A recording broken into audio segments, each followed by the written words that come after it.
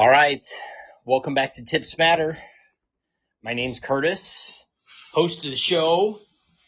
It's hockey season, people. Let's go. My first preview for hockey season. I love football. I love the NFL. I love the NHL. I can't say it enough. And it's time. It's time to start the previews. I wanted to get to it. Can't wait. So if this is your first time here or listening, welcome to tipsmatter.com. We are sponsored by Opa Greek Seasoning. Look, if you're in Missouri, Illinois, Kansas, you usually can find Opa Greek Seasoning in the store. If you can't, go on Amazon. They're out there. Take a look, get their stuff. My wife just used it on the chicken wings we ate this evening, and then she turned around and used the baklava, and she's used that on waffles and pancakes. So she's got it going on with the Opa Greek Seasoning. So that's where we're at. So, all right, here we go. If you have not listened to this show, this is for doorman, bellman, valet, server, bartender, chauffeur. This show is for you. This is all for the people that work in a tip job, that all that happens is they get stiffed by entitled guests that think their presence alone pays our bills. What an embarrassment. So this is for you. I'm not joking. I'm one of you. So I had a great story I put on Instagram last night. If you're on Instagram or X, you can follow us there as well. Just Tips Matter. I'd love for you to give me a follow, a little shout, and you can email the show, stelzy@tipsmatter.com. So let's get to it. The Atlantic Division. We have to start the previews, the NHL previews, with the Florida Panthers. They are the two-time reigning champs. They lifted the cup back-to-back years. Hell, 3 years ago, they went to the cup and lost in the finals. So that is where we should start. And we are not starting there because of injuries. I was starting there anyway when I started all my research. But after today, we really need to start there. Huge news in the offseason. Matthew Tkachuk is going to be out for months after surgery. But now, today, it's announced Barkov tore his ACL in practice. He was doing a one-on-one drill with Mikkola. And because of that, he tears his ACL. And now the captain of the two-time Stanley Cup champion is out. You can't say for the year because it happened so early. It depends on recovery. He may have a chance to get back for the playoffs. Not saying for sure.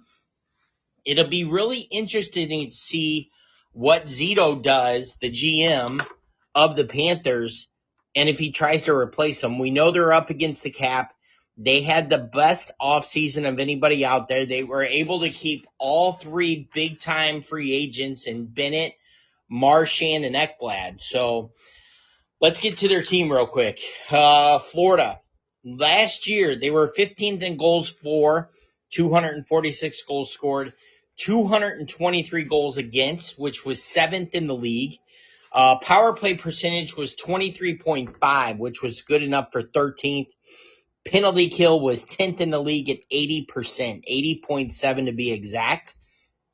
With the injury to Barkov, it really throws a wrench into the lines.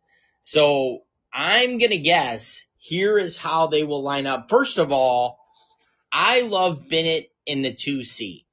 I think you keep him there. All they talk about is Anton Lundell being, the mini Barkov. I think you bump Lundell to the first line. You play Lundell with Verhaeghe and Reinhart, and you play Bennett with Marchand and Luostarinen. I don't think that's a bad idea as well, just because Bennett can be a little bit of a protector to Marchand, who likes to stir it up a little bit. So that's where I would go. So once again, it'd be Verhaeghe, Lundell, and Reinhart. You'd have Luostarinen with Bennett and Marchand. Then you start to piece it together. And with these injuries and with these long-term injuries, you really have to wonder if the playoffs become a question mark. If there's any team that can overcome this, it is the depth of the Florida Panthers. We knew they rolled 4 lines last year in the playoffs. They're going to do it again. And it's not as bad as you think. Their third line of Jesper Boquist Evan Rodriguez and Samsonov. That is not a bad third line. Don't forget Samsonov. He was on the power play near the end of the year last year. Didn't dress a lot in the playoffs, but he can score goals. He's going to be big for that team this year, especially with these injuries, and you can bet he's going to be on this power play. Fourth line's definitely going to have Luke Kunin and AJ Greer. You're going to have a question on the left wing. Let's get to the defense. You have Forsling paired with Ekblad, Mikkola with Seth Jones, Kulikov with Petrie. That is a great top six pairing for the Florida Panthers. And when you have Bob in goal, I still think this is a playoff team, even if you're without Barkov and you're without Tkachuk. That's me. Are they going to win the division? No. Depending on how long Tkachuk's out, will they, finish in the top three in the playoffs in the Atlantic Division? I don't think they care. We know they don't care. They've proved before they don't care where they finish. So, what can you say? Let's get to it. Once again, you're listening to TipsMatter.com. We appreciate listening in. This is the Atlantic Division preview. Give us a little follow on Instagram, Just Tips Matter, as well as on X. All right, let's get to Tampa Bay. They finished first in the league in goals with 292 goals scored, fourth against, 216 goals against. They finished fifth on the power play with 25.9% and sixth in penalty kill, 81.6. They are definitely what you call a regular season team. They have no depth in their third and fourth line. It'll be the same thing again this year. Whoever they get paired up with in the first round, they're going to have issues with. So across the board, it's Gunsel, Point, Kucherov. The second line's Hagel, Cirelli, and Goncalves. And even him, Goncalves, he is not a second-line player in the NHL. So they're hurting. They still have Gord on the third line with Bjorkstrand. You have Jurgensen on the fourth line with Oldenburg. But this team may do some stuff in the playoffs, the regular season, because of how good Kucherov and Point are. I have always thought Gunsel's overrated. We'll let that go. I know I'm going to get blistered for that, but I don't care. I think he's a very overrated player. All he's ever done is played with unbelievable players. Heck, half his goals I could probably score. I'm on the back door with nobody around me. Hedman and Moser is your first line defense. McDonough and Chernak is line two. Radish is on the third line, and then you're probably looking for a sixth defenseman. So, and then I will say, the most overrated goalie in hockey history in Vasilevsky, he is back in goal. He did have a bounce back season, but I think most of us, and anybody listening to this show, we probably could have been the goaltender on those Lightning Cup teams and won the Stanley Cup because of how good that defense was in front of them as well as the forwards were. So not a Lightning fan at all. I think they're highly overrated. What can you say? I know they're a regular season team, but they're going to struggle when playoff time comes around. They have no depth, and we've learned since the Blues won the Cup, you need to have depth in the NHL. Let's move on. Toronto. Oh my gosh, what an offseason they had. They lose Marner. They knew they were losing Marner. They didn't want anything to do with Marner. And I think out of karma, you have to hope the Maple Leafs really struggle and continue to struggle because they laid it all on Marner's shoulder when it was not all his fault. Did he perform in the playoffs? No. He was an unbelievable regular season player. Fine. I know you need to change it up, but you don't put it all on his shoulders. It wasn't just him. It was all of the stars that struggled in the playoffs. So good for Marner. Glad he said good riddance to that fan base. You are going to get what you deserve because he's going to have some fun in Vegas in more ways than one. So let's get to the stats. Toronto scores 267 goals last year, which was seventh best in the NHL. They only allowed 229 goals, which is tied for eighth in the NHL. They also go 24.8% on the power play, which is tied for eighth.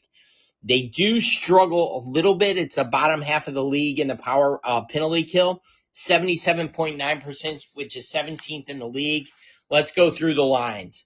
Matthew Nyes, Austin Matthews. Right now they're playing Michelli on the top line with Austin Matthews and Nyes. gives you a little grit on the top line. Bobby McMahon, Tavares, and Nylander's the second line. I love the Dakota Joshua pickup.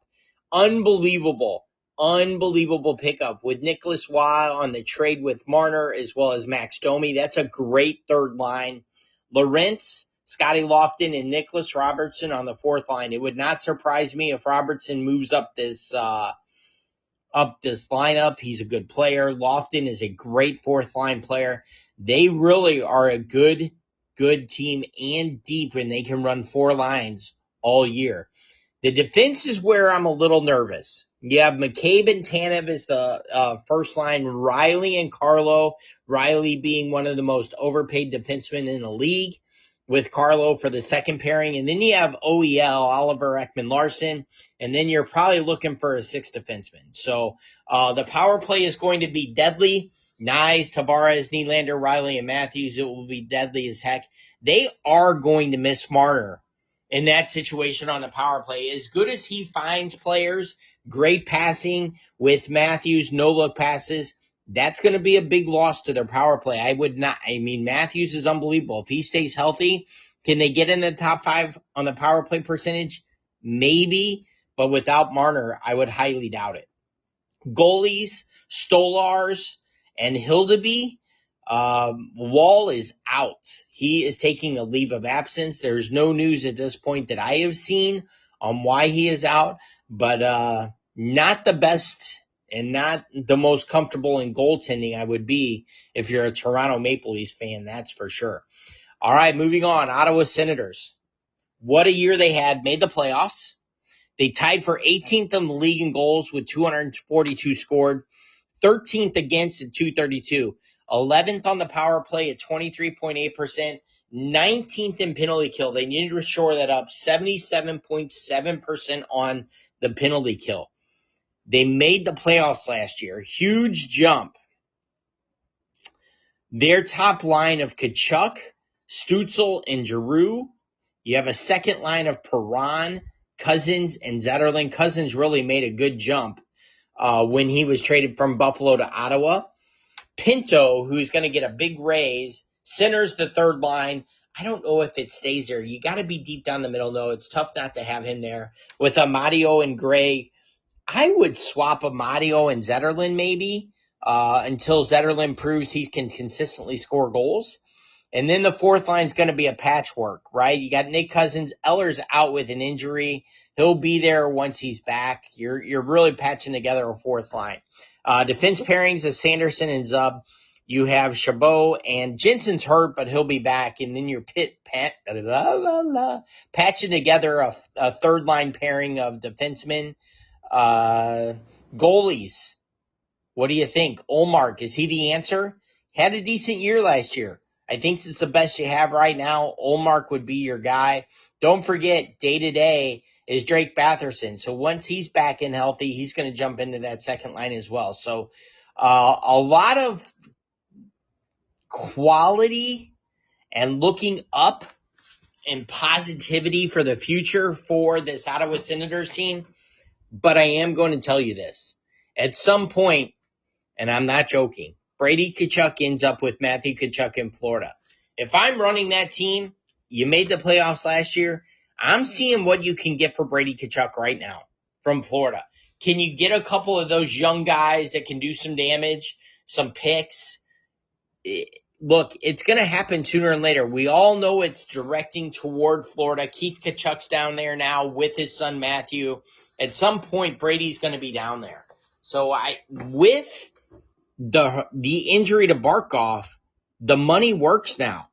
So it is not a bad idea if you're Ottawa to go ahead, get in front of this train. We saw what happened with Matthew in Calgary. You know what's going to happen with Brady. I would love Brady to go to the Blues, being a Blues fan, but you can see it coming. Brady is going to be in Florida within the next year or two. The longer you wait, the less value you're going to get on that deal. You might as well go ahead and get in front of the train, make the deal. You still have tons of talent there, not tons, but enough. And I still think they make the playoffs this year as long as everyone stays healthy on that team, even if they would trade Brady Tkachuk. I would make sure that Samskevich is a part of that deal, that's for sure. All right, here's the team. The biggest question mark in all of hockey to me. Where do they go? How high can they go? The Montreal Canadiens. Oh my gosh, here we go. 17th in the league in goals scored last year with 243. They were tied for 22nd in goals against at 261. Their power play percentage a little low for me considering the talent they have. 20.1%. Their penalty kill was unbelievable. 80.9%. I like this Montreal Canadiens team a lot. I love the long odds you can get on them to win the cup. And I'm talking real long. And I'm trying to look that up for you real quick. So there is a lot of depth on this Canadian team that can do some damage, not just this year. I mean, not in the future. I'm talking this year. They are going off to win the cup. And I know it was 61 earlier in the year or in the offseason. They're down to 50-1. That is a hell of a number with the team that has this kind of talent on it. They're going to go Caulfield, Suzuki, and Slafkovsky, a former number 1 pick overall, as your top line. You have line A as long as he keeps his head together, which we know that doesn't happen. Kirby Dach, Demidov is an unbelievable player, and he's on your second line. That is a great second line. The pickup of the offseason to me, Zach Bolduc from the Blues. He was the hottest goal-scoring Blue at the end of the year. He played right in the slot on the power play, and he's scoring goals nonstop. He is joining a line with Newhook and Kapanen. And your fourth line has Gallagher, Evans, and Josh Anderson. I'm telling you, this team is deep, and they are good. They are going to score goals. Their power play is going to be good. It is a good team. They trade for Noah Dobson in the offseason with the Islanders. What a trade that is. You pair him up with Matheson. I know Dobson's hurt right now, but hopefully he's good for the beginning of the year. You have the rookie of the year, Lane Hudson with Gould, as their second line. You're kind of pairing together the third right now as Carrier and Xhaka. Man, this power play unit of Slafkovsky, Suzuki, Demidov, Caulfield, Hudson, you have Bolduc on your PP2. I'm telling you, folks, this Montreal Canadiens team is a good hockey team. And at 50-1, it is a great, great bet. Even if you'd want to think about just for the Eastern Conference winner. Montembeault is the goalie, especially with the injuries of Panthers. Just thought about that. That number gets a little better. Montembeault is your goalie. This Canadian team is a good hockey team. They are my dark horse, not just to do some damage, do a lot of damage here in the 25-26 NHL season. Thanks for tuning in. Tipsmatter.com is where you can find the website. You can find us on X as well as Instagram. Just Tips Matter. Moving on, let's get to the Buffalo Sabres. Oh my gosh. Buffalo Sabres, congratulations. You are the worst run professional sports franchise, obviously with the major sports, in all of sports. They are easily the worst. There is no close second. They are an embarrassment. They have been for 2 decades, and they need to figure it out. They have too many high picks with too much talent. And once again, you are looking at 6th place, the best you can do in the Atlantic, that's for sure. Top line of Zach Benson, Norris, and Thompson should do some damage.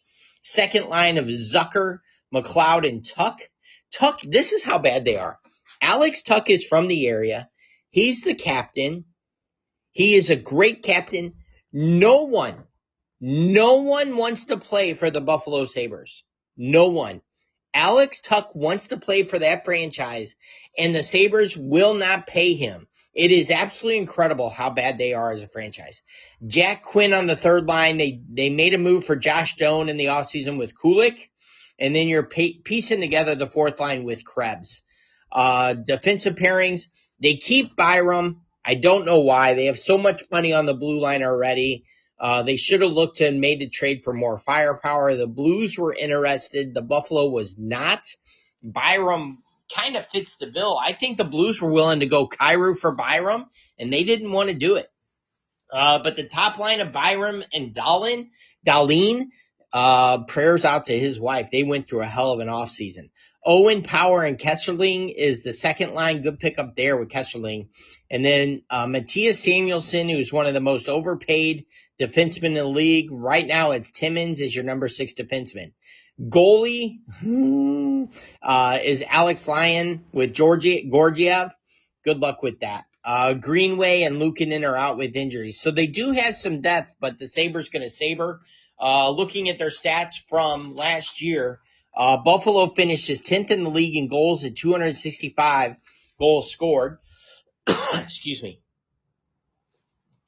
But they give up 287 goals, which is 30th in the league, third from the bottom.